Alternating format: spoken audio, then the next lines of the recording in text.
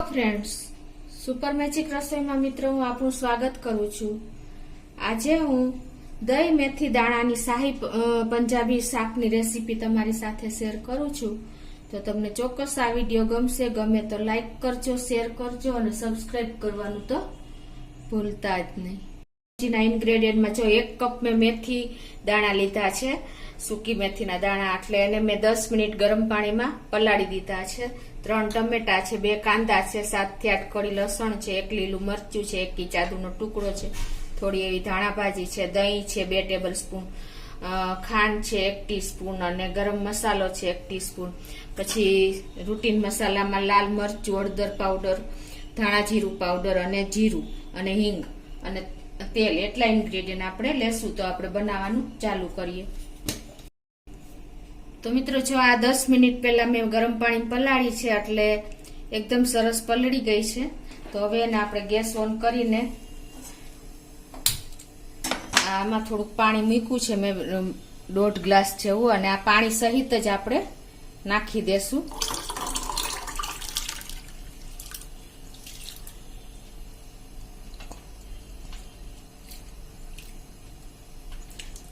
અને આને આપણે બહુ એકદમ વધારે બોઇલ નથી કરવાની, સેજ દાણો સોફ્ટ નો સેજ થાય ને એટલી જ આપણે આને બોઇલ કરવી। જો વધારે તમે બોઇલ કરશો ને તો મેથી દાણાની કડવાશ આવી જશે। એટલે હવે આને આપણે બોઇલ થવા દેશું। એ બોઇલ થાય છે ત્યાં આપણે પેસ્ટ બનાવી લઈએ। તો પેલા આપણે આ જે કાંદા છે, કાંદા, મરચા અને લસણ અને આદુ, એટલી આપણે પેસ્ટ આ રીતે સમારીને બનાવી લેશું। 2 કાંદા છે, 1 ઇંચ આદુનો ટુકડો છે અને 1 લીલું મરચું નાખ્યું છે।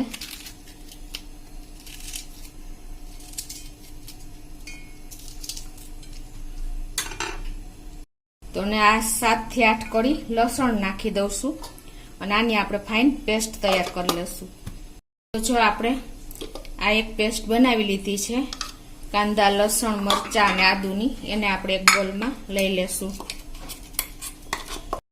એ જ રીતે આપણે આ 3 ટમેટા લીધા છે ને એની પણ પેસ્ટ કરી લેશું આ રીતે સમારીને। આની પણ આપણે હવે પેસ્ટ બનાવી લેશું। તો જો ટમેટાની પણ આપણે ફાઇન પેસ્ટ કરી લીધી છે। હજુ જો આપણે મેથી દાણા પણ ઉકળી ગયા છે, અને આને આપણે દાણો ફાટવો ન જોઈએ। જો દાણો ફાટશે ને તો કડવાશ આવી જશે। ખાલી સોફ્ટ જ દાણો કરવાનો છે। તો આપણે એકદમ સોફ્ટ દાણો થઈ ગયો છે। હવે આપણે ગેસ બંધ કરી દેશું અને આ પાણી આપણે નિતારી લેશું। જો આપણે હવે એક પેનમાં ગેસ ઓન કરીને 1.5 ટેબલ સ્પૂન જેવું તેલ મૂકી દેશું। તેલને ગરમ થવા દેશું।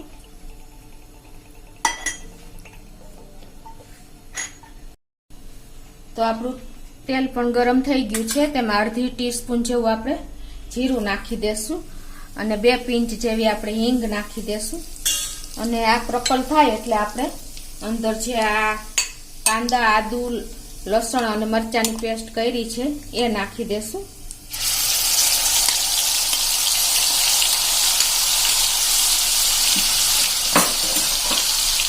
અને એને આપણે એકદમ સરસ કૂક કરી લેશું, એની 50 દૂર થાય ત્યાં સુધી। તો જો આપણે મીડિયમ ફ્લેમ ઉપર આ પેસ્ટ પણ કૂક થઈ ગઈ છે। હવે એમાં આપણે ટમેટાની જે પેસ્ટ કરી છે એ નાખી દેશું। આ 3 ટમેટાની આપણે જે પેસ્ટ કરી છે ને એ પણ આપણે આમાં એડ કરી દેશું અને એને પણ આપણે આ રીતે કૂક કરી લેશું।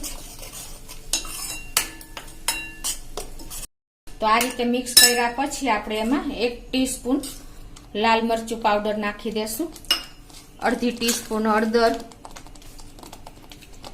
1 ટીસ્પૂન ધાણા જીરું પાવડર અને ટેસ્ટ એકોર્ડિંગ આપણે 1 ટીસ્પૂન જેવું મીઠું નાખી દેશું અને આને આપણે એકદમ સરસ મિક્સ કરી લેશું।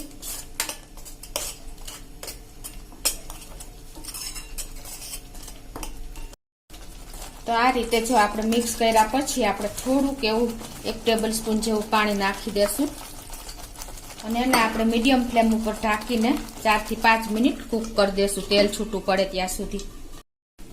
તો જો આપણે 3 થી 4 મિનિટ થઈ ગઈ છે અને જો આપણી ગ્રેવી પણ ઉપર તેલ છૂટું પડી ગયું છે. તો આપણી ગ્રેવી પણ એકદમ સરસ પાકી ગઈ છે, કૂક થઈ ગઈ છે. આ રીતે તમારે એકદમ પરફેક્ટ જો ગ્રેવી પાકશે ને તો જ આપણા શાકનો ટેસ્ટ આવશે. એ પણ તમે નોટ કરજો ખાસ. આ રીતે તેલ છૂટું પડી જાય એટલે આપણી ગ્રેવી સરસ પરફેક્ટ કૂક થઈ ગઈ હોય છે. હવે આ સ્ટેજે આપણે ગેસની ફ્લેમ અત્યારે મીડિયમ જ રાખી છે અને આપણે 2 ટેબલ સ્પૂન જેવું દહીં નાખી દેશું. દહીં પણ મિત્રો આપણે ખાટું ન હોવું જોઈએ, કેમ કે આપણે આમાં ટમેટા નાખ્યા છે. જો તમારું દહીં ખાટું હશે તો શાકનો ટેસ્ટ વધારે ખટાશ આવી જશે. એટલે તમારે હંમેશા દહીં પણ તાજું જ એટલે કે મોરું જ લેવાનું છે. અને હવે આને આપણે મિક્સ કરી દઈશું.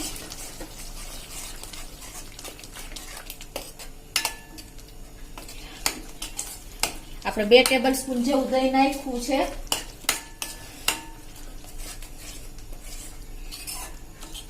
અને આ રીતે આપણે એને કૂક કરી દઈશું સરસ.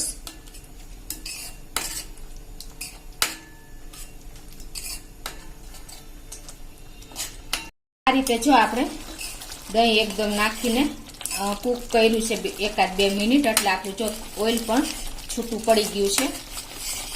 જો તમે ચમચો નહીં હલાવો ને તો તમારું દહીં પણ ફાટી જવાના ચાન્સીસ છે. એટલે આ રીતે તમારે 1-2 મિનિટ મિક્સ કરી લેવાનું. અને હવે આ સ્ટેજે આપણે આજે મેં અડધો કપ કાજુ પલાળ્યા છે પાણીમાં, એ આપણે નાખી દેશું. કાજુને પણ આપણે ધોઈને જ પલાળ્યા છે. મિત્રો હંમેશા કાજુ આપણે છે ને કાજુ કે કોઈ પણ સૂકો મેવો આપણે ધોઈને જ નાખવાનો, કેમ કે એમાં કેમિકલ પ્રોસીજર માટે નાખ્યું જ હોય છે. પ્રિઝર્વેટિવ નાખે છે, ઘણી વખત કેમિકલ નાખે છે, એટલે લોંગ ટાઈમ સુધી બગડતા નથી. એટલે આ પણ તમે ખાસ નોટ કરજો. એ જ રીતે મેં અડધો કપ કિસમિસ પલાળી છે, એ પણ આપણે નાખી દેશું, કેમ કે આપણે આ શાહી મેથી દાણાની સબ્જી બનાવવા જઈ રહ્યા છીએ. એટલે આ સૂકા મેવા વગર તો શાહી સબ્જી કહી જ ન શકીએ આપણે. એટલે આ રીતે આપણે નાખીને એને પણ આ રીતે મિક્સ કરી લેશું. અને જો મિત્રો તમારે દહીં ન નાખવું હોય ને તો તમે મલાઈ પણ નાખી શકો છો. એટલે આ રીતે આપણે અડધો કપ કાજુ અને અડધો કપ કિસમિસ પલાળીને આપણે ધોઈને નાખી છે. હવે એમાં આપણે અડધો ગ્લાસ જેવું પાણી નાખી દેશું, એટલે આપણા સૂકો મેવો એકદમ કૂક થઈ જાય. અને આને આપણે હવે ઢાંકીને 2 થી 3 મિનિટ કૂક થવા દેશું. તો જો આપણે પાણી નાખીને 2 થી 3 મિનિટ આ રીતે કૂક કરી છે, તમે જોઈ શકો છો. આ સાથે આપણા કાજુ અને એકદમ સોફ્ટ થઈ ગયા છે. હવે આ સ્ટેજે આપણે 1 ટીસ્પૂન જેવી ખાંડ નાખી દેશું અને આપણે 1 ટીસ્પૂન જેવો ગરમ મસાલો નાખી દેશું. જો તમને ગરમ મસાલો અનુકૂળ ન આવતો હોય તો તમે સ્કીપ પણ કરી શકો છો.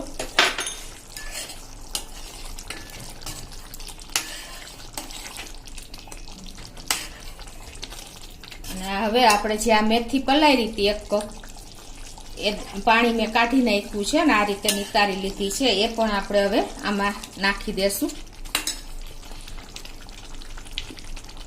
અને એને પણ આપણે આ રીતે સરસ મિક્સ કરી લેશું.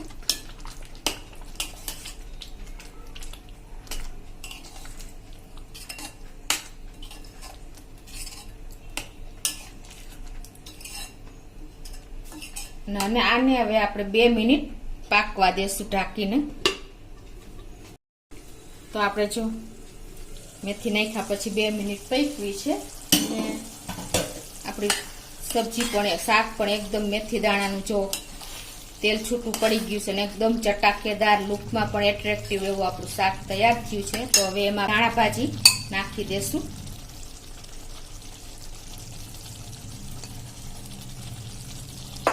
અને એને પણ આપણે આ રીતે મિક્સ કરી લેશું. અને હવે અત્યારે આપણું શાક રેડી થઈ ગયું છે. તો હવે હું ગેસ બંધ કરી દઉં છું અને આપણે સર્વ કરી લેશું.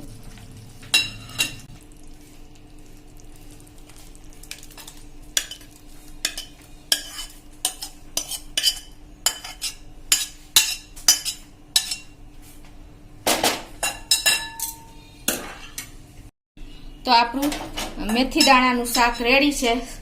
તો તમને ચોક્કસ આ ઉપયોગી થશે. ગમે તો લાઈક કરજો, શેર કરજો અને સબસ્ક્રાઈબ કરવાનું તો ભૂલતા જ નહીં.